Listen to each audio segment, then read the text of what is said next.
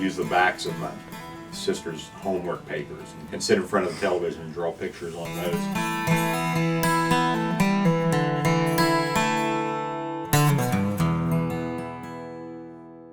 I actually flunked out of 2 art schools simply because I wanted to be an illustrator and storyteller, and I was studying things like art education.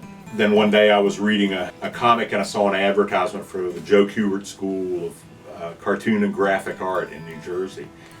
And I said, that's it. That's what I want to do, you know.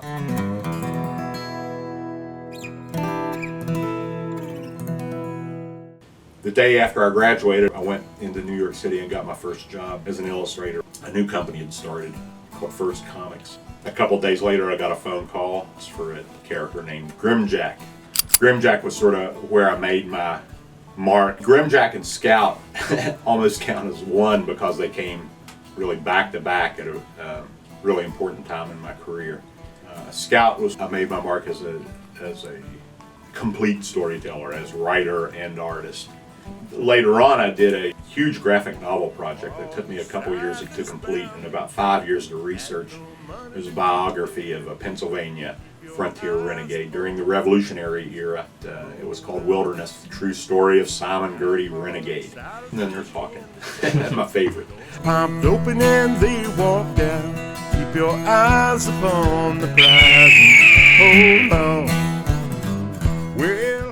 Kitchell Hawken, he's lived a very violent, eventful life. He's worked as a hired gun, an assassin, a thug, a raider, general troublemaker. The last people he worked for, sort of a legendary organization from Arizona called The Ring. They were based on the Tucson Ring, who were a group of merchants and arms dealers who used to stir up trouble with the Indians so that they could sell arms and supplies to the United States Army forts in Arizona.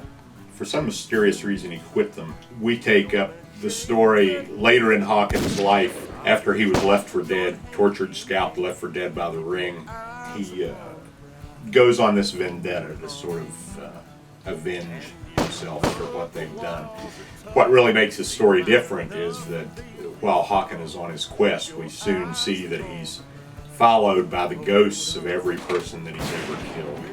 Whether these ghosts are real or whether they're just some sort of aspects of his conscience and memory, that makes up the crux of the story.